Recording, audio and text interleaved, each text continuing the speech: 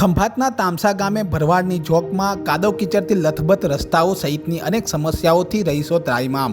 સ્થાનિક રહીશોએ પ્રતિક્રિયા આપી. ખંભાતના તામસા ગામે ભરવાડની ચોકમાં નરકાગાર પરિસ્થિતિ સર્જાઈ છે. તામસા ગામના ભરવાડની ચોક વિસ્તારના રહીશો સાથે ઓરમાયું વર્તન થવાના આક્ષેપો પણ થયા છે. મુખ્ય રસ્તો વરસાદી પાણીમાં ગરકાવ થયો છે. કાદવ કીચડથી લથબથ રસ્તાઓને લઈને રહીશો મુશ્કેલીનો સામનો કરી રહ્યા છે. ઉપરાંત વરસાદી પાણીના ભરાવથી અસહ્ય પંચરોનો ઉપદ્રવ વધતા આરોગ્ય પણ જોખમાયું છે. મહિલાઓને ઘર વપરાશના પાણી માટે પણ વલખા મારવા પડી રહ્યા છે. દર 5 દિવસે એકવાર પીવા માટેનું પાણી તેમજ વપરાશ માટેના પાણી ગ્રામ પંચાયત દ્વારા છોડવામાં આવે છે, જેથી ભરવાડ ચોક વિસ્તારના રહીશો ટેન્કર પાણી મંગાવી પોતાના ઢોરને પણ પાણી પીવડાવવા મજબૂર બન્યા છે. સ્ટ્રીટ લાઇટોની સમસ્યા છે. ગટર તેમજ પાણીની લાઇન પણ એક જ ખાડામાંથી પસાર કરવામાં આવી છે. તામસા પંચાયત દ્વારા ભરવાડની ચોકમાં પાયાની સુવિધા પૂરી પાડવામાં ન આવતા રહીશોમાં રોષ ભભૂકી ઉઠ્યો છે. સરપંચ અને પંચાયતોમાં રજૂઆત કરવા છતાં કોઈ કાર્યવાહી કરવામાં આવતી નથી. આ અંગે શુક્રવારે બપોરે 3 કલાકે રહીશોએ પ્રતિક્રિયા આપી હતી. સમસ્યા શું છે તમારી? કયું ગામ છે? કોઈ જગ્યાએ રજૂઆત કરી છે? કોને કરી? સમસ્યા શું છે?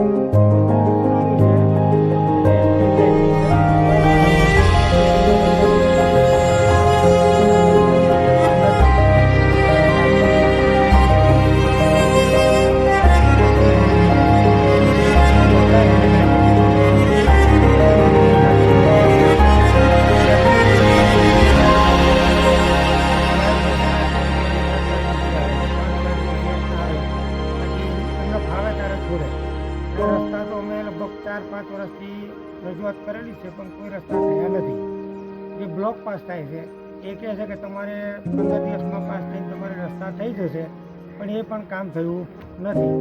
અને સરપંચે એમના પોતાના ઘર આગળ જે વંડો વાળેલો છે, 4 ગુંઠા જમીન છે, એમાં એમના પોતાના ઘર આગળ 4 ગુંઠામાં બ્લોક પાથરેલા છે.